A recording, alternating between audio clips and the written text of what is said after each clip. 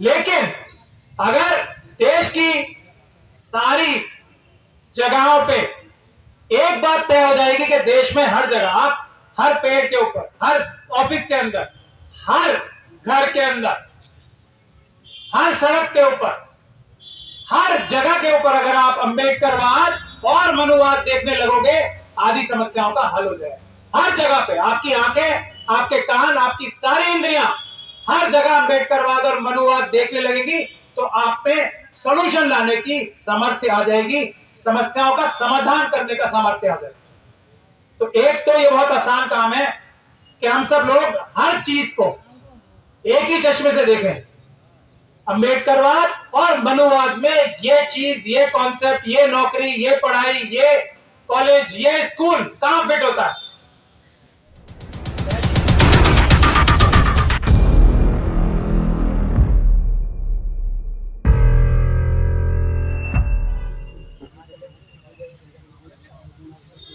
Mission save constitution की तरफ से जय भीम, जय भारत, जय संविधान।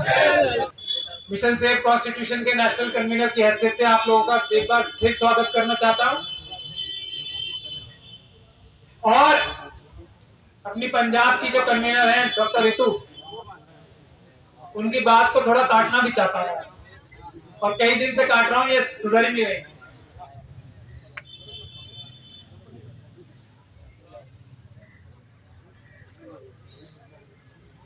राजेंद्र पाल गौतम जी, मंजीत नौटियाल भाई, यहां पर आए हुए तमाम अंबेडकरवादी भाई और बहनें, भैया इस देश में जिस दिन हमने एक बात ठीक कर ली ना, बस कि दो ही बात है और दो ही ग्रुप हैं, एक है मनुवाद और दूसरा है, सभी बताएंगे, अंबेडकरवाद।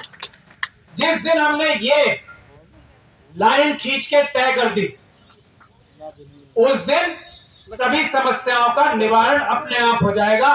उसके लिए हमें दिन रात मेहनत करनी है। मैं आज भी बहुत सारे वक्ताओं के भाषण मैंने सुने, बहुत उसमें ज्ञान विज्ञान सब कुछ था, लेकिन ये 88 बनाम 12 जो हमें अभी अभी पता लगा है ऑथेंटिकली, उसी के बारे में बात होनी चाहिए और उसके अलावा किसी चीज पे बात नहीं होनी चाहिए। एक बात मैं और क्लियर कर दूं आपको, ये 12% भी जो है ना, ये उसमें से भी 1% लोग ही ऐसे हैं जो असली मलाई खा रहे हैं देश की लूट मचा के। बाकी 11% जो है ना, उस 12% में से भी वो इस ताक में लगे हुए कि हम उस 1% में कब जाएंगे। लेकिन अगर देश की सारी जगहों पे एक बात तय हो जाएगी कि देश में हर जगह, आप हर पेड़ के ऊपर, हर ऑफिस के अंदर, हर घर के अंदर, हर सड़क के ऊपर, हर जगह के ऊपर अगर आप अंबेडकरवाद और मनुवाद देखने लगोगे, आदि समस्याओं का हल हो जाएगा। हर जगह पे आपकी आंखें, आपके कान, आपकी सारी इंद्रियां हर जगह अंबेडकरवाद और मनुवाद देखने लगेगी तो आप में सॉल्यूशन लाने की सामर्थ्य आ जाएगी, समस्याओं का समाधान करने का सामर्थ्य आ जाएगा। तो एक तो ये बहुत आसान काम है कि हम सब लोग हर चीज को एक ही चश्मे से देखें। अंबेडकरवाद और मनुवाद में ये चीज, ये कॉन्सेप्ट, ये नौकरी, ये पढ़ाई, ये कॉलेज, ये स्कूल कहां फिट होता है? पहली चीज ये। अब मैं डॉक्टर रितु का क्रिटिसिज्म कर दूं, क्योंकि मैंने बार बार रिक्वेस्ट कर चुका हूं कि ये झूठ ना बोला करें। अगर ये बाज नहीं आ रही, ये कह रही है कि मैं यहां देश की बेटी कब बनूं, ये बहुत बड़ा झूठ है। इतना बड़ा आंदोलन, इतना मजबूत आंदोलन, इतना ऐसा आंदोलन जो फ्रंट फुट पे है, पूरी ताकत लगाने के बाद, आपने पहलवानों को भी देखा है, सबको देखा है, जो बैक फुट पे जा ही नहीं रहा है, आगे ही आगे बढ़ता जा रहा है।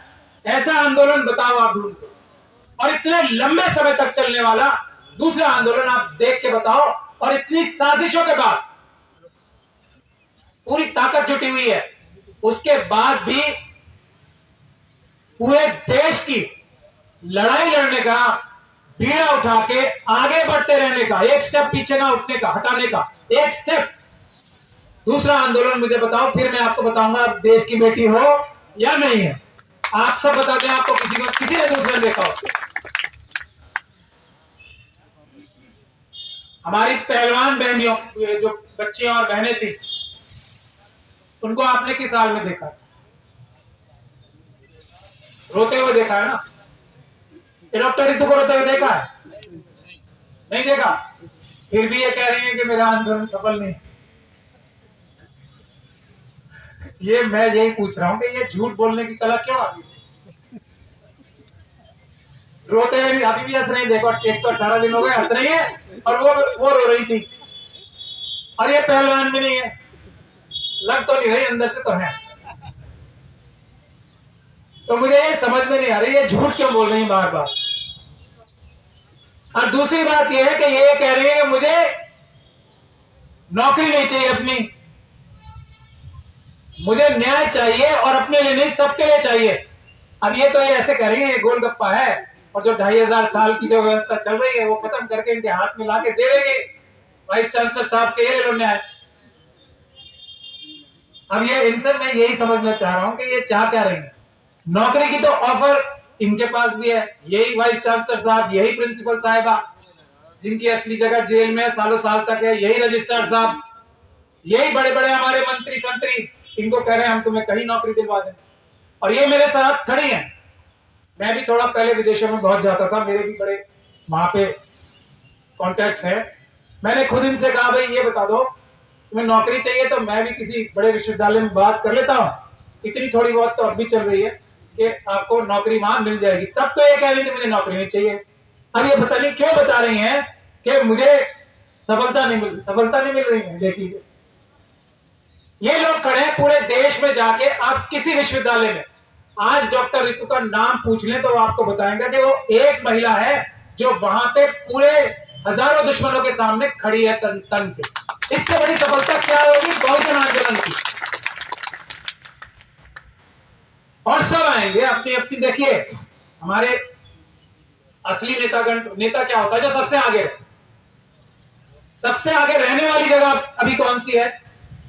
अलग अलग समय पर, बाकी सब जगह तो पार्लियामेंट में गए बड़े हमारे लोग, बड़े बड़े वोटों से जीत के गए, कान पकड़ के निकाल दिए गए, कुछ भी नहीं कर पा रहे, निकाल दिए गए ना।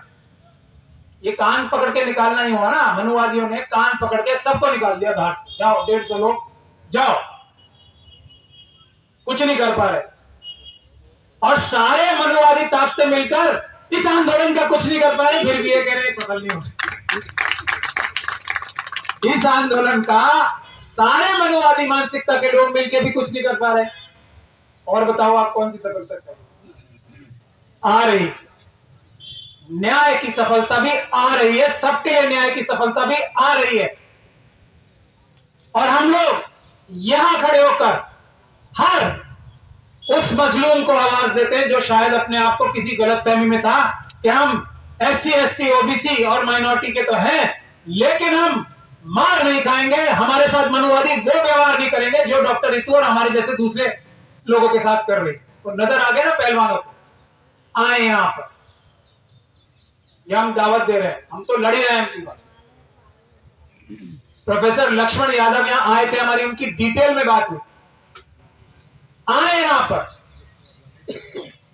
यहां बैठकर वो अम्बेडकरवाद की लड़ाई जो बीच बीच में लड़ी गई है, और जब जब लड़ी गई है, मंजीत नौटियाल जी यहां बैठे हैं सामने, जब जब अम्बेडकरवाद के झंडे तले लड़ाई हुई है, सफलता हर बार मिली है। एक बार मुझे आप बता दो जब नहीं मिली है।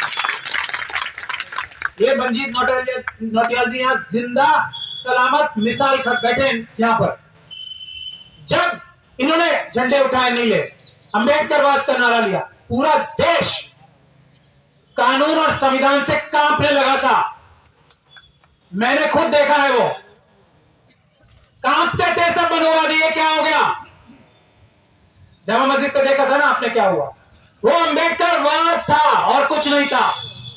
और वो अंबेडकर वाद का वो ताकत थी कि SC ST OBC और माइनॉरिटीज के लोग अब आवाज उठाएंगे एक दूसरे की, अपनी नहीं, एक दूसरे की। ये है अंबेडकर वाद। और इससे दहशत खाते हैं मनुवादी। कुछ करना ही नहीं है हमें, हम तो 88% है। मैं यही बात एक बार कह रहा हूं कि जब शेड्यूल कास्ट कम्युनिटी के लोग, मुस्लिम कम्युनिटी की, सिख कम्युनिटी की, क्रिश्चियन कम्युनिटी की, OBC की आवाज उठाने लगेंगे अपने से पहले, थोड़ा सा मुश्किल लगेगा लेकिन सोल्यूशन यही है और इसी से सबसे ज्यादा तब जो बाबा साहब डॉक्टर भीमराव का एक एक वर्ड संविधान के प्रियम्बल में और दूसरी जगहों पे जो उनके हाथ से आया था ना, जो उनके ऊपर हजारों तरह के दबाव थे, जो उनके हाथ से आया था ना, उसके एक एक लफ्ज में इतनी ताकत है। अगर हम उसका मतलब समझ के उस पर चंद कदम चले तो फेलियर हो ही नहीं सकता। फ्रेटर्निटी, भाईचारा जो प्रियम्बल में लिखा है ना, वो कैसे आएगा? जब एक भाई एक बहन दूसरे भाई और दूसरे बहन की आवाज उठाए। जिस दिन, इसीलिए लक्ष्मण यादव साहब की आवाज इस प्लेटफॉर्म से डॉक्टर रितु की आवाज से भी मजबूती से उठेगी। ये हम लोग ऐलान करते हैं मिशन सेव कॉन्स्टिट्यूशन की तरफ से, और ये ऐलान मेरे ख्याल से डॉक्टर रितु को करना चाहिए। मैं कुछ गलत तो नहीं कह रहा? डॉक्टर रितु अपनी आवाज उठाने से पहले, इनके साथ कम ज्यादती नहीं हुई। अगर आप लोग सुनोगे, बहुत बार सुन चुके हो, तो आप लोगों की आंखें भर आएंगी जो ज्यादती इनके साथ हुई है। लेकिन अंबेडकरवाद की ताकत तब आएगी और आएगी जब ये लक्ष्मण यादव साहब की आवाज अपने से पहले उठाएंगे, और वो आएगी और ये उठा भी रही है। और आप इस आज के बाद से और भी मुखरता से अपने से पहले हम लोग सभी लक्ष्मण यादव साहब की आवाज उठाएं। जब मुस्लिम कम्युनिटी के लोग, जब मुस्लिम कम्युनिटी, अभी हमने एक मुस्लिम महापंचायत की थी, बहुत हमारे ऊपर सरकार का, मंजीत नौटियाल जी भी और मंत्री जी, ये बात जरा ध्यान से सुनी जाए, बस उसके बाद में खत्म ही करूंगा। हमने ऐसा नब्ज हमारे लोगों के हाथ में आ गई है, और डॉक्टर रितु तो वहां पे थी, मैं बता रहा हूं, उन्होंने खुद गवाही देंगी उस बात की। मुस्लिम महापंचायत होगी, हमारी रामलीला मैदान में होनी थी। भाई सरकार बोल रही है कि हम तुम्हें सारे टीवी चैनल सब कवर करेंगे, तुम्हें ये देख लीजिए क्या आ रही है बात। और बसें कम पड़ जाए आपके पास, बसें हम देंगे, कुछ और चाहिए हमें बताओ, हम करेंगे आपका पूरा मुस्लिम, ऑल इंडिया मुस्लिम महापंचायत कामयाब हम करेंगे। लेकिन शर्त एक है, ये जो आपने मुस्लिम महापंचायत में अपने मुस्लिम भाइयों के डिमांड से भी पहले SC ST OBC माइनॉरिटी के, दूसरे माइनॉरिटी के लोगों की डिमांड्स अपने से भी ऊपर रख रखी है, ये खत्म कर दो, सिर्फ मुसलमानों की आवाज उठाओ, सरकार तुम्हें हर मदद करेगी। हमने कहा नहीं भाई, नहीं कहते, फिर हम तुम्हें करने नहीं देंगे, और उन्होंने करने नहीं दी। हमने अदालत से भी ऑर्डर लिया, तब भी ये अदालत को भी ये समझाया कि 10,000 से लोग ज्यादा आ जाएंगे तो बड़ा कोहराम हो जाएगा, लेकिन हमारे पास और पुलिस की रिपोर्ट ये थी कि 80,000 से भी ज्यादा लोग आने वाले थे। तो हमने कोर्ट की अवमानना से बचने के लिए, और मैं अब आपको बता रहा हूं, देख लीजिए, यही की है जब मुस्लिम महापंचायत में डॉक्टर रितु बोलने के लिए खड़ी हुई। ये मेरे ख्याल से जो मुस्लिम समाज के लोग सुबह से बोल रहे थे, खूब खूब गला साफ कर रहे थे सब, ये डॉक्टर रितु बोलने खड़ी हुई। SHO साहब लाव लश्कर के साथ आकर हमारे से भिड़ने लगे कि ये अब बंद कराओ। बनते जी बोले, उसके बाद तो पूरा कोहराम मचा दिया उन्होंने, कहा ये बंद करा दो। ये मुसलमान क्यों बनते जी की आवाज, उसकी स्पीच में ताली बजा रहे हैं मुसलमानों से भी ज्यादा। मतलब जब हम लोग बोल रहे थे इतनी तालियां नहीं बजी। डॉक्टर रितु के लिए, भंते जी के लिए मुस्लिम कम्युनिटी के लोग मुसलमानों, मुस्लिम स्पीकर से भी ज्यादा ताली के बजा रहे हैं। तभी पूरी ताकत लगा के पुलिस ने उस पर अटैक किया और हम लोगों ने रोका। वो एक अलग बात है, वो मिशन सेव कॉन्स्टिट्यूशन का अलग तरीका है। लेकिन मैं आपको नब्ज बता रहा हूं, अगर हमने सिर्फ ये काम कर लिया, हमारी आधी लड़ाइयां दूर हो जाएंगी। दूसरी बात तो सब लोग बता ही चुके हैं, जो हमारे नेता हैं वो शायद असली नेताओं को उम्मीद भरी नजरों से देख रहे हैं। असली नेता आप लोग हो।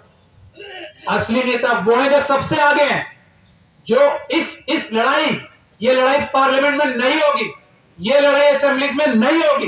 ये संविधान बचाने की लड़ाई सिर्फ और सिर्फ सड़क पे होगी, संवैधानिक तरीके से होगी, पीसफुल तरीके से होगी। और जब ये लड़ाई शुरू होगी, आप जिस जिस नेता को देख रहे हो और समझ रहे हो और ढूंढ रहे हो ना, वो सब आप लोगों के पीछे पीछे चल रहे होंगे। इस बात की मैं गारंटी देता हूं, क्योंकि हमारी भी सब जगह बात चल रही है। सब लोग आना चाहते हैं, सब लोग आएंगे, सबका दिल यहां लगा हुआ। इस धरने के ऊपर हर एक हमारे अंबेडकरवादी नेता की दिल और दिमाग और आंखें लगी हुई हैं।